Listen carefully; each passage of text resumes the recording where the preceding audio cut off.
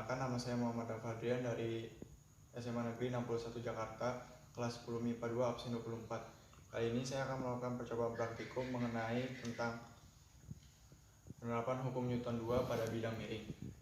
Lalu tujuan dari praktikum ini ialah satu, untuk mengaplikasikan penerapan hukum Newton 2 pada bidang miring. Yang kedua, menghitung besar percepatan, kecepatan, dan waktu yang diperlukan.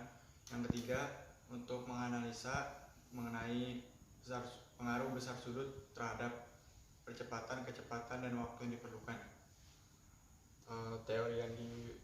Teori pendukungnya itu ialah pertama, satu itu tentang bidang miring. Bidang miring adalah bidang dengan permukaan rata dengan menghubungkan dua permukaan yang berbeda ketinggian, atau juga disebut dengan bidang yang miring. Lalu yang kedua itu ialah tentang hukum Newton 2, yang mana hukum Newton 2 itu berbunyi tentang bahwa percepatan itu berbanding lurus dengan gaya, dan juga berbanding terbalik dengan besarnya massa. Lalu pada bidang miring, besarnya sudut akan mempengaruhi besar dari percepatan, kecepatan, dan waktu yang diperlukan benda untuk meluncur. Lalu alat dan bahan yang diperlukan itu ialah satu, itu tembok atau penyangga yang digunakan sebagai tempat untuk menyangga tempat meluncur atau mistar. Yang kedua itu ialah mistar yang digunakan untuk sebagai tempat meluncur. Yang ketiga itu ialah benda yang saya gunakan itu adalah kelereng yang digunakan sebagai benda untuk meluncur di jalur lintasan. Yang keempat itu ialah busur yang digunakan untuk mengukur sudut kemiringan. Yang kelima itu adalah stopwatch atau waktu yang digunakan untuk mencatat waktu yang diperlukan untuk benda meluncur. Lalu cara kerjanya itu ialah pertama, siapkan alat dan bahan. Yang kedua itu kita meng-setup untuk menjadikan seperti bidang miring. Yang ketiga itu kita mengukur sudut kemiringan yang diperlukan. Lalu sudut yang saya gunakan itu ialah sebesar 30 derajat, 45 derajat, dan 60 derajat. Lalu berikutnya, luncurkan benda dan catatlah waktu yang diperlukan. Untuk percobaan pertama, saya menggunakan sudut sebesar 30 derajat.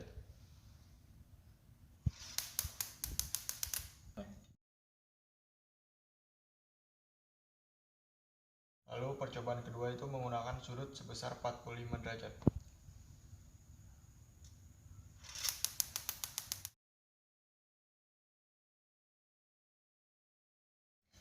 Lalu yang ketiga itu menggunakan sudut sebesar 60 derajat.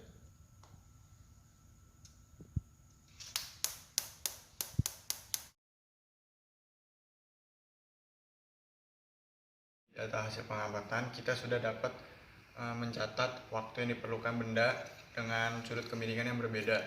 Lalu dengan waktu tersebut kita dapat menghitung besarnya percepatan dengan menggunakan rumus A sama dengan G dikali sin alfa.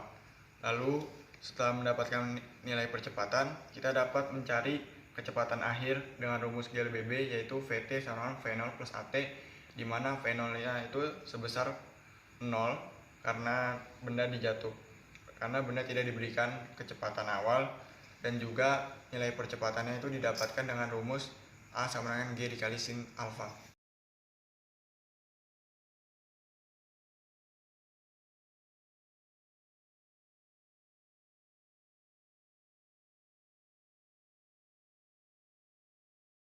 Jadi kesimpulan yang bisa diambil dari percobaan ini ialah satu, bahwa semakin kecil sudut kemiringannya, maka besarnya percepatan dan kecepatannya akan semakin kecil, dan juga waktu yang diperlukan benda untuk mencapai tanah akan semakin lama.